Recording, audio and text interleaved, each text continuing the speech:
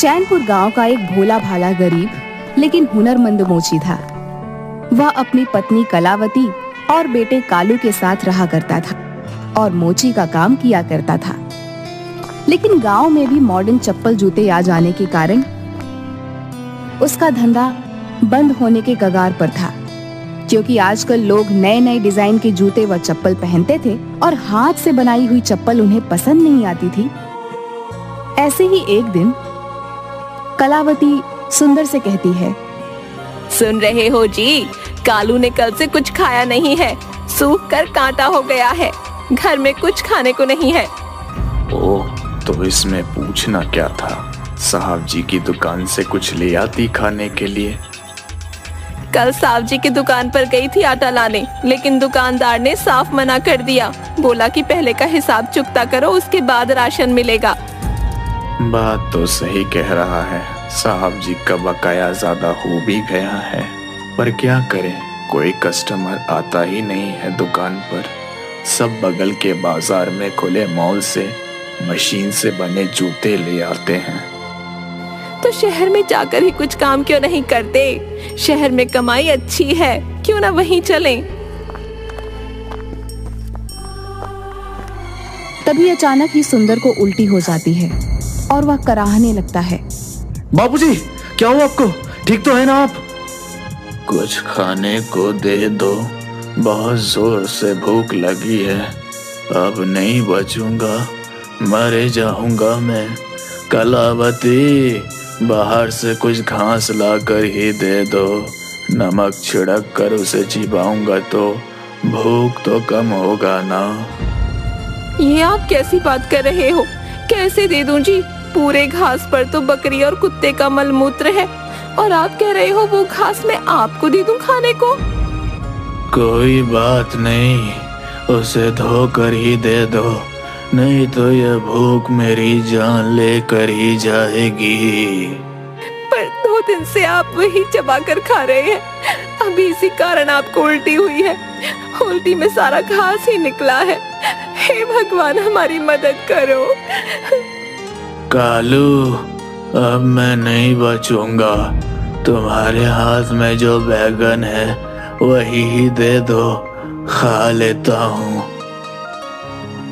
बापूजी, ये बैगन नहीं, जूते लाला ने बनवाए थे, लेकिन अब बोल रहा है कि उनके दामाद ने विलायक से रीबॉक के जूते भेजे, इसलिए वो जूते नहीं लेगा अब। कालू, मुझे कुछ नहीं दिख रहा है, मेरा पेट मरोड़ रहा है, अब मैं नहीं बचूंगा। कालू बेटे, शहर चले जाना, नहीं तो सब भूख से मेरी तरह मर जाओगे। इसके बाद सुंदर को एक खून की उल्टी होती है और वह वहीं पर दम तोड़ देता है। कलावती दहाड़ मारकर रोने लगती है, जमीन पर अपने हाथों को पटक पटक कर चूड़ियां तोड़ देती है। उसके कानों में अब भी बाबूजी के अंतिम शब्द सुनाई दे रहे थे। कालू बेटे, शहर चले जाना, नहीं तो सब भूख से मेरी तरह मर जाओगे। कालू पेड़ों की सूखी हुई पत्तियों और टहनियों को इकट्ठा कर किसी तरह सुंदर मोची का अंतिम संस्कार करता है और 13वें दिन 5 ब्राह्मण को खाना खिलाता है और अपनी माँ से कहता है, चलो माँ, अब हम शहर चल रहे हैं, वहीं रहेंगे। अगले दिन अपने घर, खेत, खलिहान को बेचकर वह शहर चला जाता है। यहाँ एक रूम किराए पर लेकर रहने लगता है।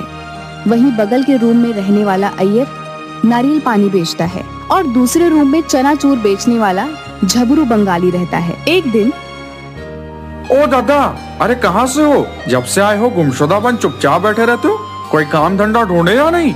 कहो तो मैं लगा दूं काम। भैया, मैं बिहार से हूँ, जहाँ भी जाते हैं यहाँ एक्सपीरियंस मांगता है। मेरे पास तो चमड़ी का चप्पल, जूता ऐसे बनाने का एक्सपीरियंस है, इस वजह से मुझे कोई काम नहीं दे रहा है और अब समझ नहीं आ रहा कि क्या करूँ, कैसे गुजारा होगा इस शहर में।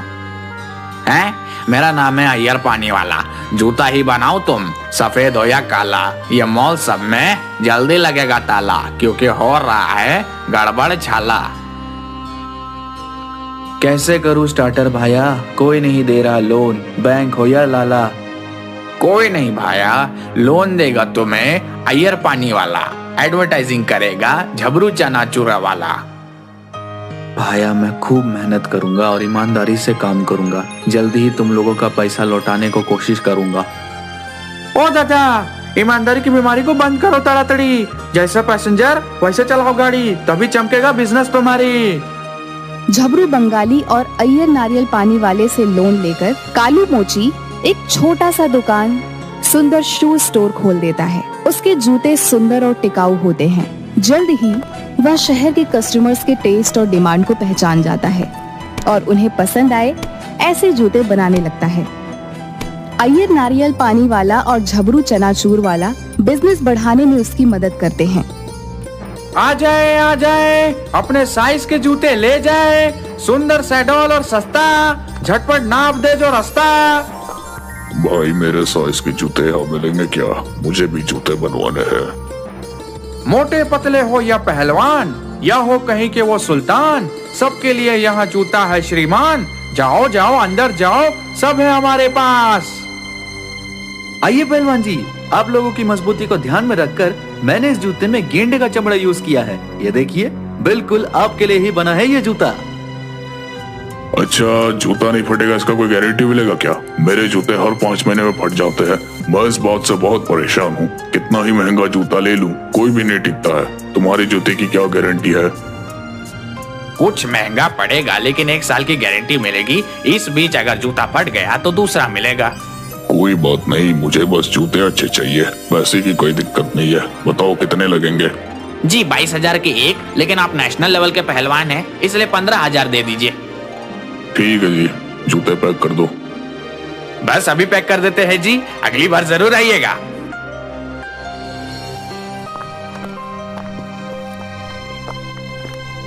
ओ भाई अय्यर, जूते तो 6,000 रुपए के थे, तूने 15,000 रुपए में क्यों बेचे? ये तो धोखा हुआ ना। और मैं इसे धोखा देकर काम नहीं करूंगा, क्योंकि मैंने दुकान अपने बापू के नाम पर ली है और मैं उनका नाम खराब नहीं करूंगा। देख भाया, हम कोई धोखा नहीं दे रहे। सुनो, वो ठहरा पहलवान, जूते फट गए तो दूसरा जूता मुंह फट में ले जाएगा, इसलिए तो 2 जूते से ज्यादा दाम मैंने पहले ही ले लिए। अब अगर आया तो 1 जूता दे देना, बस तुम्हारे 2-2 जूते भी एक साथ निकल गए।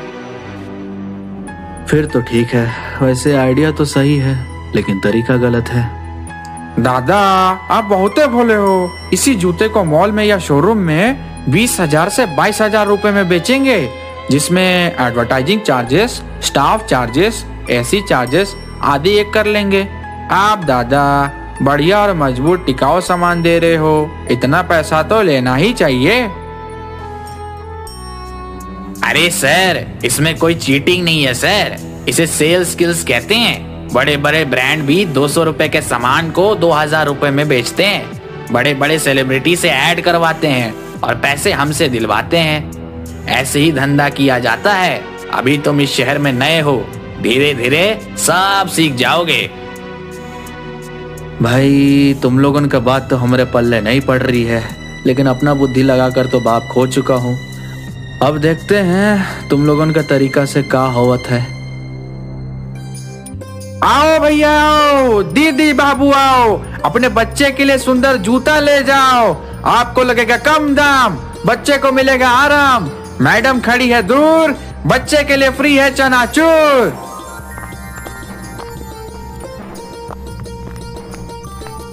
यजमान, आपके यहाँ वेज जूता मिलेगा क्या? मतलब ऐसा जूता जिसमें चमड़े का इस्तेमाल ना किया गया हो, क्योंकि हम जानवर की खाल से बना जूता नहीं पहनते हैं। नहीं पंडित जी, हमारे यहाँ वेज जूता नहीं है। अरे है ना पंडित जी, आपके लिए ऑर्डर जाएगा। 1 हफ्ते में शुद्ध फल नारियल के छाल से तैयार किया गया जूता आपको मिल जाएगा। युग युग जियो यजमान, आपका भला हो। इससे शुद्ध और क्या होगा? नारियल के छाल का जूता, वाह, मन खुश कर दिया।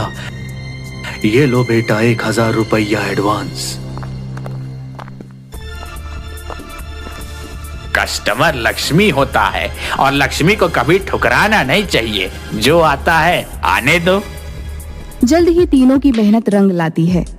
उनके द्वारा छोटे से शुरू किया गया दुकान शहर का सबसे बड़ा लेदर शू का दुकान बन जाता है। अब तीनों अपने अपने फैमिली के साथ अपार्टमेंट में रहने लगते हैं और सभी बहुत खुश होते हैं। तीनों की जिंदगी पटरी पर आ जाती है और उस पर उनकी खुशहाल ट्रेन सरपट दौड़ती है। लेकिन इनकी दुकान की वजह से उनके सामने एक मॉल वाले को इनके काम से जलन होने लगती है। इस कालू का कुछ करना होगा। ये तो दिन प्रतिदिन धंधा चौपट करे जा रहा है। क्या किया जाए? तभी सड़क पर जाते हुए एक बेवड़े को, अबे सुन, इधर आना। तेरी की, अबे किसकी मौत आई है? ये शेर का रास्ता रोक रहा है। कौन है बे? अबे सुबह सुबह टाट हुआ पड़ा है। अबे तेरी तो तेरे बाप का पिया है क्या? अबे कचरे, सुन मेरी बात। बोतल चाहिए क्या? बोतल। अबे हट, बेवड़ा समझा है क्या? बोतल का क्या करूंगा? उस बोतल में लाल परी होनी चाहिए, तभी तो सुरूर आएगा। हाँ, उसी की ही बात कर रहा हूँ। तुझे आज रात एक काम करना होगा। इस सामने वाली दुकान में आग लगानी है, समझा? लेकिन किसी को कोई शक नहीं होने का कि ये काम मैंने करवाया है। हो जाएगा काम। किसी को क्या? तुमको खुद को शक नहीं होगा कि ये काम तुमने करवाया है? हाँ? हाँ। मॉल का मालिक बेवड़े को कुछ रुपए देकर वहां से भेज देता है। रात में बेवड़ा चुपचाप से कालू की दुकान को छोड़ बगल की दुकान में आग लगा देता है। कालू भैया, अय्यर, चलो दुकान में आग लगी है। अब क्या होगा? हम लोग फिर से गरीब हो गए। बहुत मेहनत से अमीर हुए थे। शायद भगवान हमको गरीबी में ही देखना चाहता है। अब क्या होगा? हे भगवान। कालू भैया, तुम्हारी नहीं, हमारी दुकान पर आग लगी है। तुम मेरी मदद करो। जबरू, तो फायर ब्रिगेड को फोन कर। तब तक मैं अपने नारियल पानी से आग पर काबू करता हूँ। हेलो, फायर ब्रिगेड स्टेशन से बोल रहे हैं? दादा सोए क्यों हो? जल्दी जाग, हमारी दुकान में लगी है आग। उड़ी बाबा, तड़ी तड़ा वहां से भाग, जल्दी आओ, आग बुझाओ। जबरू, इधर उधर से बाल्टी लेकर आ, यहाँ आग की लपटें ज्यादा उठ रही हैं। जल्दी से पानी लाओ। ये लो बाल्टी, मैं पानी लेकर आता हूँ। अयो अयो, ये कैसा आदमी जी, खाली बाल्टी से बुझाएगा आग और पानी के लिए बिना बाल्टी रहा है भाग। यजमान, पंडित जी गंगा जल बचा कर रखिए, कल पूजा में काम आएगा। आज गिरे हैं, कल उठकर फिर दौड़ेंगे। बस ऐसे ही तुम्हारी दोस्ती चाहिए। अब हम सब ठीक कर देंगे। हटो हटो, फायर ब्रिगेड आ गया है। तीनों की सूझबूझ और लगन से जल्द ही आग पर काबू पा लिया जाता है। अरे अब क्या होगा बाबा? सारी दुकान खाक हो गई। तुम दोनों चिंता मत करो, मेरे बुरे वक्त में तुम दोनों ने ही सहारा दिया था। अब मेरी बारी है दोस्ती निभाने की। कालू दोनों के पैसों की मदद करता है, जिससे जल्द ही फिर से दोनों की दुकान रफ्तार पकड़ लेती है। लेकिन हमें पता लगाना है कि आग लगी कैसे। सीसीटीवी कैमरा की फुटेज लेकर आज पुलिस वाले आते ही होंगे, जिससे सब मालूम पड़ जाएगा। अरे भाई साहब, आपकी दुकान को आग इस बेवड़े ने लगाई थी और हाँ, हमने इसे पकड़कर सब कुछ उगलवा लिया है। ये इसने ऐसा क्यों किया? अयो, क्यों किया जी? हम तो किसी से कोई दुश्मनी नहीं रखते जी। अय्यर जी, सामने जूते का मॉल का मालिक हमारी हिरासत में आ गया है। ये सब कालू की दुकान को जलाना चाहते थे क्योंकि उसकी तरक्की से उसे नुकसान हो रहा था। मॉल के मालिक को उसके किए की सजा मिली। उसके बाद कालू पंडित जी के लिए नारियल छाल के जूते बना देता है। पंडित जी राम राम, देखिए आपके लिए स्पेशल बनाया हुआ वेज जूता। आशा करता हूँ आपको पसंद आएगा। अरे वाह वाह यजमान जी, ये तो कमाल हो गया। ऐसा तो पहली बार हो रहा है। आपका ये फल जरूर रंग लाएगा। जूते पंडित जी को बहुत पसंद आते हैं। पंडित जी एक बहुत बड़े मठ के मुखिया थे। उन्हें इस तरह के जूते पहने देख बहुत से लोगों ने वैसे ही जूते पहनने चाहे। उसके बाद पंडित जी ने कालू को ऐसी ही और जूते बनाने का बहुत बड़ा ऑर्डर दिया। उसके बाद कालू की दुकान एक ब्रांड बन जाता है। अयो कमाल हो गया जी, आखिरकार कालू की मेहनत रंग लाई। अरे भाइयों, ये मेरे अकेले की नहीं, हम सब की मेहनत का नतीजा है। आप सबका बहुत बहुत धन्यवाद। कालू के नारियल की छाल के बने जूते सब जगह प्रसिद्ध हो गए और देखते ही देखते उनका व्यापार आसमान छूने लगा।